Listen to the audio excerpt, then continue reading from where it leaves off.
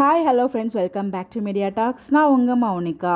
So நேற்றுக்கு, அதாவது August 1 so மலேசியாவில் கலர்ஸ் ஆஃப் இந்தியா செலிப்ரேட் பண்ணுற அந்த ஒரு ஈவெண்ட்டில் நம்ம Vijay, Kaveri, Sai Pramodita ma'am and Praveen sir 4 பேரும் பங்கேற்கிறதா இருந்துச்சு. அட் லாஸ்ட் மொமெண்ட் பார்த்திங்கன்னா நம்ம விஜயால் வர முடியல, நம்ம சுவாமி ப்ரோவால் வர முடியல. அது ஒன் திங் ரீசன், நேற்றுக்கே அவரோட மூவி ரிலீஸ் ஆக வேண்டியது இருந்துச்சு. பட் ஆனால் ரிலீஸ் ஆகலை. அதுவே மிகப்பெரிய கஷ்டம். ஏன்னா ஒரு ஹீரோவாக ஃபஸ்ட் அவர் பண்ணுறாரு. ஒன் டைம் போஸ்ட் பண்ணாங்களாம், 2 டைம் போஸ்ட் பண்ண, எத்தனை தடவைங்க போஸ்ட் பண்ணாங்க அந்த மூவி.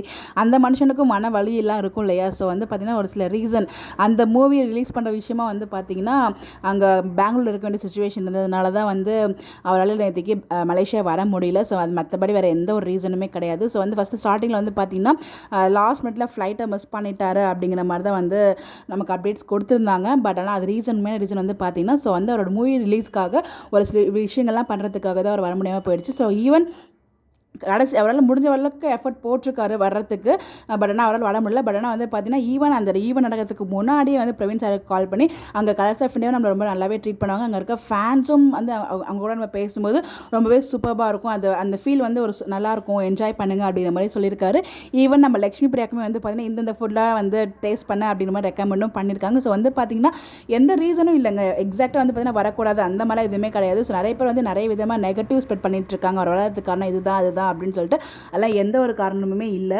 ஸோ வரல அப்படிங்கிறது ஒரு மிகப்பெரிய கஷ்டம் தான். நம்ம எல்லாருமே ரொம்ப எதிர்பார்த்தோம் வீக்காக அந்த ஸ்டேஜில் இருக்கணும் அப்படின்னு சொல்லிட்டு என்ன பண்ணுறது. பட் நம்ம ஒன்று நினச்ச கடவுள் ஒன்று நினைப்பார் இல்லையா? என்ன எபிசோடில் தான் நம்மளால் என்ஜாய் பண்ண முடியல. ஸோ இந்த ஒரு ஈவெண்ட்லேருந்து நம்ம என்ஜாய் பண்ணலாம் அப்படின்னு தான் நினச்சோம். பட் நம்ம நினைக்கிறது ஒன்று, கடவுள் நினைக்கிறது ஒன்றா இருக்கு இல்லையா?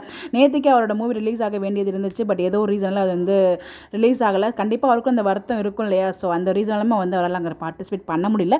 வருத்தத்தை தாண்டி அந்த மூவி ரிலீஸ் ஆகணும் அப்படிங்கிறதுக்காக நிறைய விஷயங்கள் அதுக்காக பண்ணிட்டு இருக்காரு போல. அதனால தான் வர முடியல அப்படிங்கிற மாதிரி தான் சொல்லியிருக்காங்க.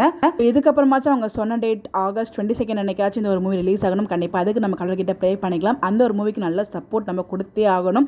அஸ் அ வீக்கா ஃபேன்ஸாக, சுவாமி ஃபேன்ஸாக இந்த இடத்துல ஒரு ரெக்வஸ்ட்டாக கேட்டுக்கிறேன். பிகாஸ் அந்த ஒரு மூவி ரிலீஸ்க்காக பாவம் மனுஷன் ரொம்ப கஷ்டப்படுறாரு. எவ்வளோ அடித்தாலும் தாங்குறாரு, செமையாக நடிக்கிறாரு. பட் பார்த்தீங்கன்னா அவருக்கு இந்த மாதிரி கஷ்டம்லாம் இருக்கும்போது தான் ரொம்ப கஷ்டமாக இருக்குது. ஸோ கவலைப்பட வேண்டாம். இந்த மாதிரி கஷ்டங்கள்லாம் தாண்டி தான் பார்த்தீங்கன்னா ஒரு நல்ல லெவலுக்கு ரீச் ஆக முடியும்.